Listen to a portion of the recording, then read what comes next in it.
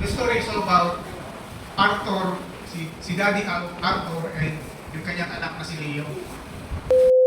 Si Leo ay nagising ng maaga dahil sa tunog ng turbine, yung, alam mo yung tagahiwa ng kahoy, yung parang nagaling na pero electric na nagaling. Jigsaw. Jigsaw. Narinig niya yung kagad sa umaga pa lang, kaya nagising siya. Sa pagising niya, naamoy niya yung amoy rugby. Naamoy niya yung amoy rugby. At pumas siya ng ganyan. Mabasahin ko para mabasa natin lahat ng kwento para hindi lang yung ako ang magkakaroon dito ng emotional struggle. Pati rin kayo. Damay-damay. Yeah, the scent of sawdust, old oil, spearmint, gum always meant one thing. It's Dad's workshop. So ang kanyang tatay na si Arthur ay isang karpintero. Nag-curb, yung mga kahoy, nagmagawa ng mga cabinets. Alam niyo na, no, yung mga trabaho. Growing up, Leo taught his father, Arthur, was a man made of stone. Guess natin yes, no? Parang lahat naman ng anak, ganun, no? Tingin sa tatay, parang tibay. Tigasin. He was a quiet carpenter who worked 12-hour days. His hands rough and callous like tree bark. Sobrang tibay na ng kanyang kamay. No? While other dads took their kids to deep parks, Arthur took Leo to construction sites, teaching how to measure twice and cut once. Arthur wasn't a man of big speeches or emotional outbursts. When Leo did well, Arthur would simply nod and say, "Good work." Parang gano'n na, good work. Si Leo, with full ambition and a desire for a different life, left his small hometown the day he turned 18. So, 18 na siya, liberated na siya. Umalis siya, he traded the smell of sawdust for city smog. The ciudad ng smog. Pursuing a career in corporate finance. He married, had a daughter named Maya. Nagkaroon na rin ng pamilya si Leo, meron siyang anak na si Maya. And got caught up in the relentless, fast-paced rhythm of urban life. Alam niyo na sa syudad. So, sobrang busy yung kanyang buhay sa syudad, kaya ang kanyang father, kada linggo, he told his father, tumatawag sa kanyang tatay every Sundays, but the conversations were always brief. Ganito lang, how's the weather up there, Leo? Good, Dad. Okay lang, mabuti naman. Kumusta ka na dyan, anak? Mabuti naman. Kaya na ba kayo? Okay lang po. Ganun lang kanilang usapan. No? But still moving, good. Sabi ganun. Then, the call came, tumawag ulit, at tumawag iba na. At nagsabi sa kanya, ng kanyang tatay na si Arthur, suffered a stroke. Of course, as a son, Leo rushed back to his childhood home. Walking into the hospital room, his heart sunk. Pwede nilabasan, the man who once carried heavy oak beams on his shoulders looked small, fragile, and swallowed up by the white hospital sheets. The stroke had taken Arthur's speech, leaving him unable to form words. After a week, the doctors cleared Arthur to go home, though he required round-the-clock care.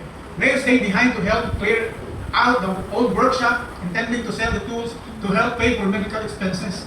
But stepping into the dust oat-filled shed felt like stepping into a time capsule.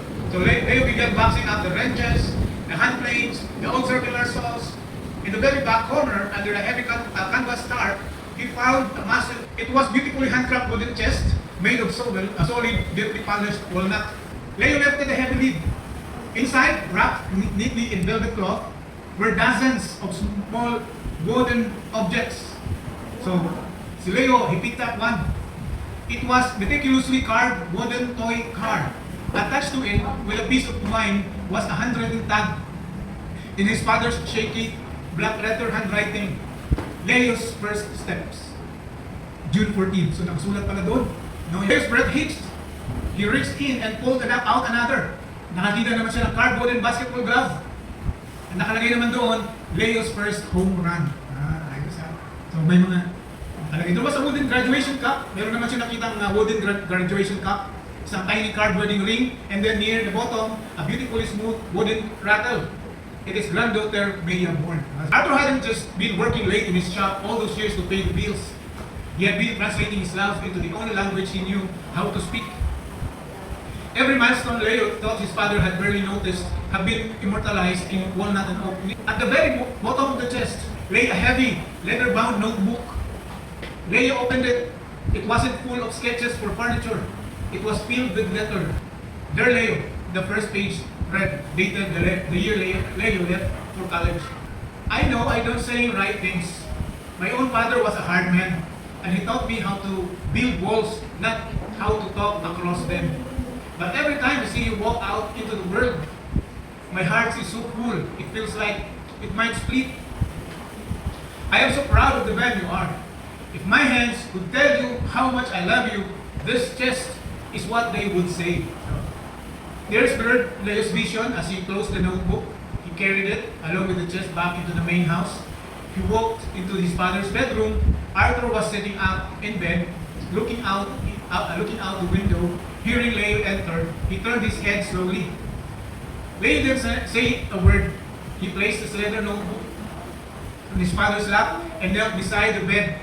He took his father's rough, calloused hand, the hand that had carved a lifetime of silent devotion, and pressed it against his own cheek. Arthur looked down at the notebook, then up at his son. A single tear escaped the old man's eye, tracking through the deep lines of his face. He couldn't speak, but he squeezed Leo's hand with surprising strength. Leo looked at his dad. The corporate armor he had worn for years, completely melting away. I heard you, Dad, Leo whispered, his voice thick with emotion. I read it. I love you too. Arthur smiled, a tight, peaceful smile, and nodded. He didn't need words. The foundation had been laid long ago, and it was holding perfectly. So that was a good story. Alam nyo, minsan, parang kwento siya, pero sino dito nakaka-relate kay Arthur at kay Leo? Di ba minsan yung mga tatay natin hindi masyadong masalita? Gumagawa lang yan ng kung ano dyan sa bahay, pero hindi yan masalita, mga kapatid. Kaya minsan, nami-misinterpret yung tatay. So lahat ng hindi alam ni Leo, dahil nga siya ay feeling niya, kaya niya yung sarili niya, umalis siya sa bahay dahil na tawag nun, parang nabubuliyong na siya sa may kahoy na lang, noon, paano lagariin, paano ikabit-kabit itong mga paggawa ng mga furnitures. Lahat na lang, ganun yung kanyang araw. Sabi niya, may iba naman.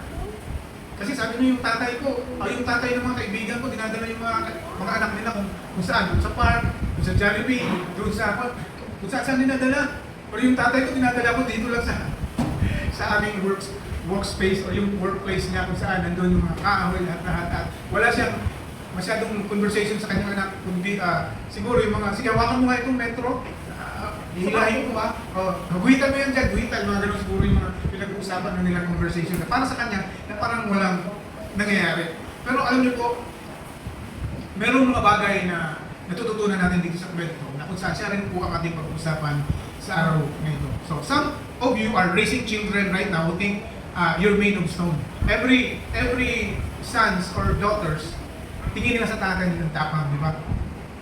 Ang tibay. So, akala ng mga anak, ang tibay ng tatay niya, sabi nga ng kwento kanina, yung tatay, yung armor niya, na dati, sumasalag para sa kanya, eto na, napakaliit na, natabunan na lang ng puting damit na sa hospital. Alam mo yung gano'n? So, ganun din yung ating mga anak. Thank you, anak, si General. Ayaw ma-shout out. Yun yung ating pag-uusapan ngayon. Sige, The Carpenter's Legacy, Building a Father's Vocabulary of Love. Sabi din sa baba, a blueprint for translating silent sacrifice into spoken grace. Alam nyo, lahat ng tatay, we are born, or sa DNA ng mga tatay, that we are born to build, to fix, to provide.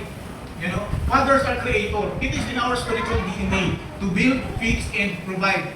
Pero ang hindi natin, ang palaging namimiss ng mga tatay, is that the things we build become the vocabulary of our love. Alam nyo, hindi man sinasabi ng mga tatay yun, pero nakikita at nagkakaroon, yan yung mga expression ng love ng tatay sa kanila. Gawin mo dito, sabi niya, yung gumawa siya nitong thing na ito yung panahon na graduate yung anak niya si Leo, di ba? Sabi niya dito. Nung ginawa niya yon, ang unspoken word doon is, sabi niya, son, I am proud of you. Hindi niya yung literal sinabi, pero because by creating that kind of thing, sinasabi niya sa kanyang anak na proud siya. Tapos yung ring, yung round ring, yun naman yung ang unspoken word niya dyan, yung I noticed you've grown up. Parang ang laki mo na. So para sa'yo to. Tapos yung gloves naman, I see the man you've become. Kita mo kung sino ka ngayon, intindi mo. Hindi sinasabi ni Arthur yan kay Leo. Pero, ginagawa ni Leo, tinatranslate niya yung gusto niya sabihin sa anak niya dun sa mga bagay na ganito. Pati kay Maya, no, I'm glad you are a father. Pati yung sa kanyang ako, ginawa niya nun ng curve. So that is naturally to a father na gumagawa sa the fathers are creator. Yan po ang aming spiritual DNA. Kaya kung titingnan niyo yung mga tatay, normal sa kanila na magbubuting-buting sa bahay. No? Normal sa kanila na nakikita mo hawak martilyo, hawak flies, Hawak ang ano na lang ang hawak-hawak ng mga tatay. Pero si Leo, lumaki na feeling niya hindi siya mahalaga sa tatay niya. Kaya ngayon po pag-uusapan natin, the foundation that was laid and is holding it perfectly. Sige, kita mo yung unseen foundation? That is the house. Sa ibabaw niyan, we can see the natural, the visible house.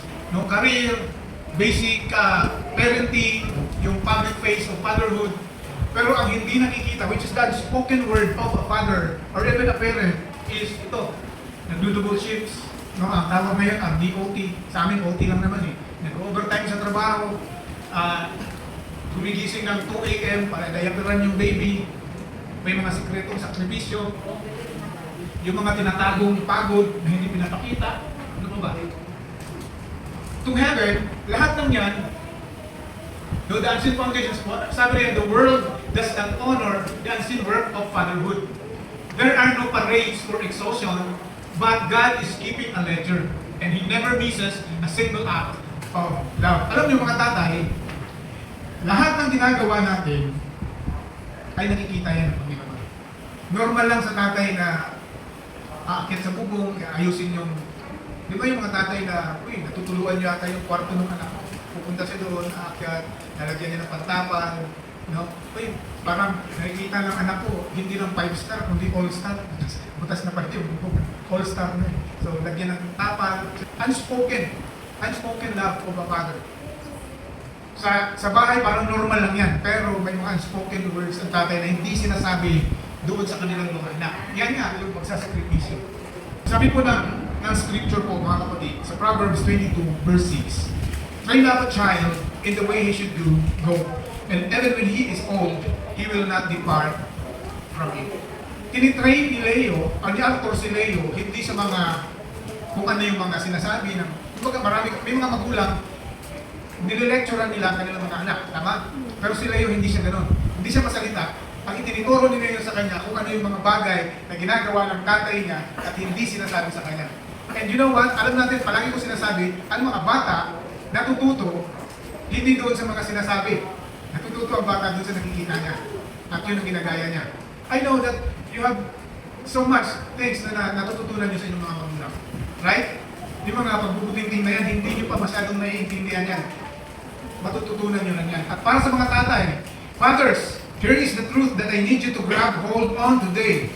Yung pagmamahal, your language of love, your love has a language. It may not sound like the words, sabi yan, does not honor the unseen work of the fatherhood. Pero lahat ng ginagawa mong sakripisyo, tatay, nakikita mo yan ng Diyos. At pag nakita mo yan ng Diyos, hindi po yan nawawalan ng bisa. Tama po? Kaya huwag tayong mapagod sa kakatrabaho, huwag tayong mapagod sa kakaprovide, huwag tayong mapagod sa mga nitty-gritty na ginagawa natin sa bahay because we are teaching our children how to live life.